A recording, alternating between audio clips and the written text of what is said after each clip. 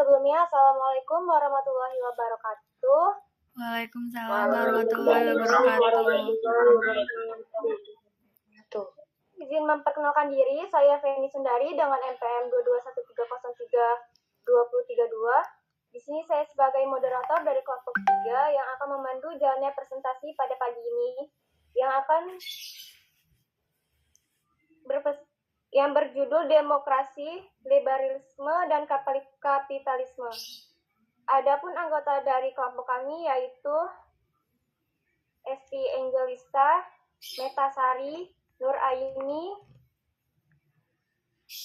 Wulandari, dan Jelis. Kepada pemateri pertama saya persilakan Esti. Baik, terima kasih moderator atas waktunya. Jadi kita akan bahas apa itu demokrasi. Menurut Aristoteles, demokrasi ialah suatu kebebasan. Jadi dapat disimpulkan bahwa demokrasi adalah bentuk pemerintahan di mana semua warga negara pihak yang sama dalam pengambilan keputusan. Demokrasi juga mengizinkan setiap warga kita, baik secara langsung maupun melalui perwakilan dalam perumusan, pengembangan, dan pembuatan hukum. Indonesia saat ini menerapkan demokrasi Pancasila karena lebih sesuai dengan karakter bangsa Indonesia dengan konsep dasar pemerintahan dari rakyat, oleh rakyat, dan untuk rakyat. Baik, saya kembalikan ke moderator. Baik, terima kasih. Materi yang kedua akan dijelaskan oleh Sally. Baik, di sini saya akan menjelaskan tentang liberalisme. John Locke berpendapat bahwa kebebasan yang menjadi nilai dasar liberalisme dipahami sebagai ketidakhadiran intervensi eksternal dalam aktivitas-aktivitas individu. Kebebasan adalah hak properti privat. Karenanya, pemerintah bersifat terbatas terhadap kehidupan warganya. Untuk itu, harus ada aturan hukum yang jelas dan lengkap dalam menjamin kebebasan sebagai hak properti privat ini.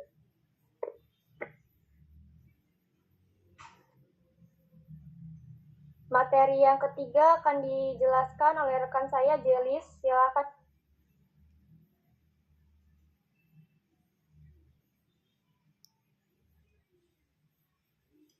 Baik, terima kasih moderator. Di sini saya akan menyampaikan mengenai kapitalisme. Kapitalisme adalah salah satu pola pandang manusia dalam segala kegiatan ekonominya. Perkembangan kapitalisme tidak selalu bergerak ke arah positif, tetapi naik turun. Keberadaan kapitalisme ini sebagai suatu bentuk kritik penindasan terhadap masyarakat.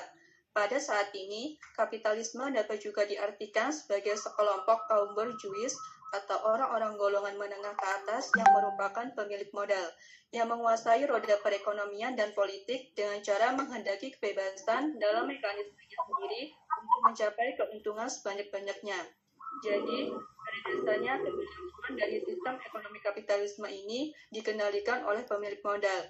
Artinya, siapa saja bisa melakukan sistem ini selama mereka memiliki modal yang dibutuhkan. Dan negara di sini hanya berperan sebagai pengawas dalam pelaksanaan sistem ekonomi kapitalisme ini. Negara tidak bisa ikut campur dalam urusan untuk mengatur kebijakan terkait.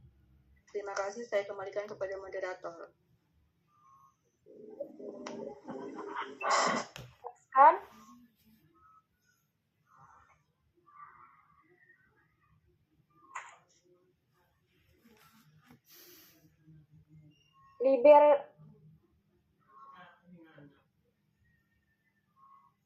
Kapitalisme adalah salah satu pola pandang manusia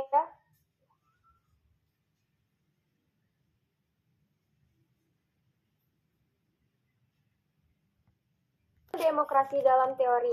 Demokrasi tidak merupakan sesuatu yang statis dan dalam abad ke-20, terutama sesudah Perang Dunia Kedua, negara demokrasi telah melepaskan pandangan bahwa para negara hanya berbatas pada pengurus kepentingan bersama. Sebagai sebuah ideologi yang statis, maka konsep demokrasi selalu mengalami perubahan. Perubahan ini terlihat dari bentuk-bentuk formal maupun substansional.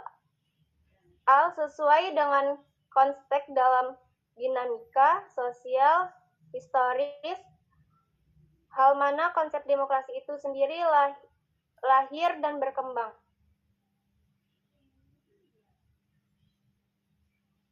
Materi yang kelima akan dijelaskan oleh rekan saya, Fitri. Baik, terima kasih moderator. Saya di sini akan menjelaskan tentang liberalisme klasik. Menurut John Locke, pemerintah juga memiliki fungsi esensial bagi terciptanya suatu alat pertukaran moneter yang memudahkan pengumpulan kekayaan. Liberalisme klasik adalah ideologi yang paling erat kaitannya dengan kapitalisme laissez, yang menegaskan kebijakan dan kemampuan individu dalam kerangka penguasaan ekonomi dan kecerdikan usaha. Kaum liberal juga terlalu percaya pada kekuatan pemerintah, seperti Thomas Paine yang pernah menulis bahwa pemerintah bahkan dalam keadaannya yang terbaik merupakan suatu makhluk jahat yang niscaya. Atas dasar itulah para pemilik liberal seperti Montesquieu dan James Madison memandang perlu untuk memisahkan elemen-elemen kekuasaan dan melimpahkannya kepada lembaga eksekutif, legislatif, dan yudikatif. Selanjutnya yaitu neoliberalisme. Neoliberalisme adalah pecahan ideologi liberalisme yang mendekati kapitalisme, sedangkan yang mendekati sosialisme disebut liberalisme baru atau new liberalism. Beberapa prinsip neoliberalisme, satu yaitu keyakinan bahwa perkembangan ekonomi yang berkelanjutan penting untuk mencapai kemajuan umat manusia.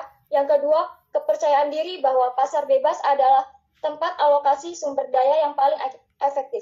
Yang ketiga, penekanan pada peran minimal intervensi negara dalam hubungan sosial dan ekonomi. Dan yang terakhir yaitu komitmennya pada kemerdekaan perdagangan dan permodalan. Terima kasih, saya kembalikan ke moderator. Baik, materi yang selanjutnya akan dijelaskan oleh rekan saya, Wulan.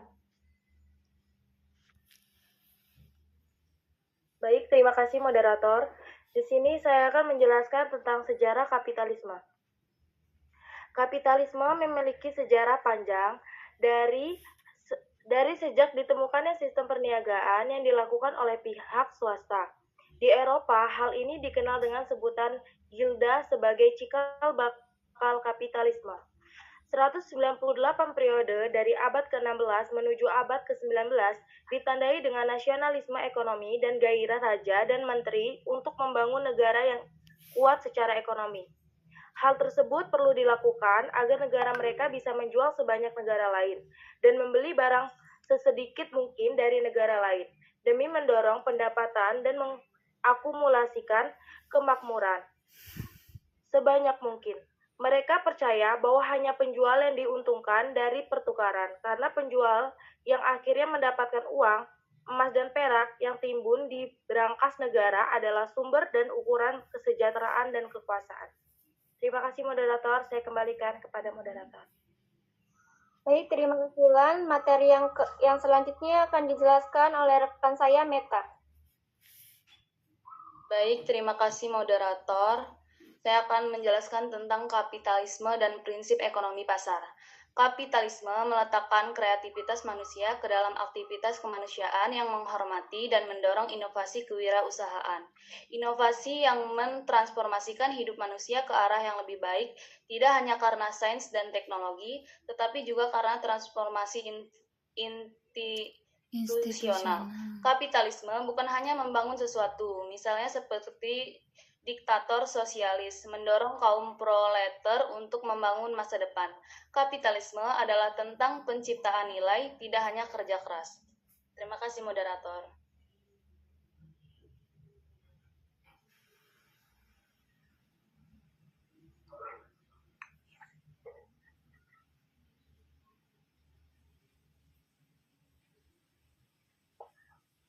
Sekian dari materi yang kami dapat sampaikan. Mungkin bagi teman-teman yang ingin bertanya, kami persilakan. Kami membuka 3 pertanyaan.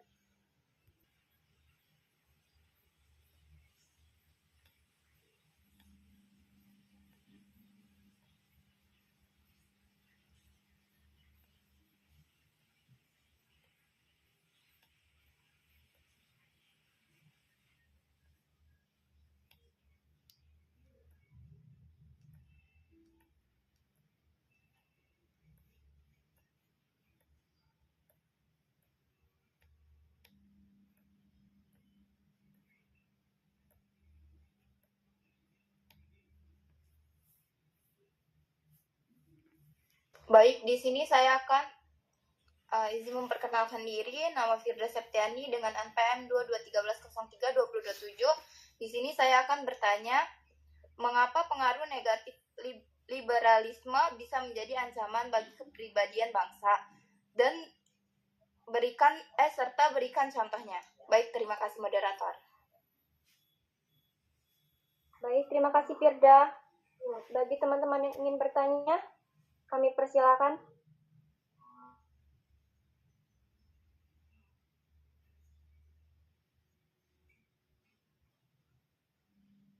Silakan.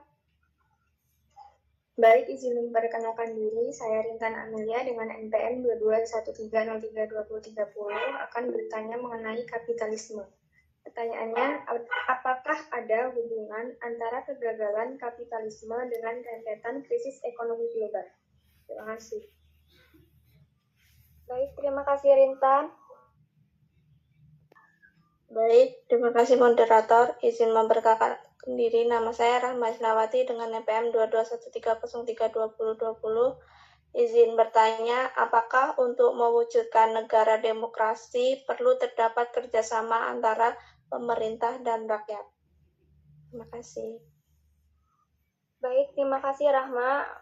Terima kasih kepada penanya. Beri kami waktu untuk berdiskusi.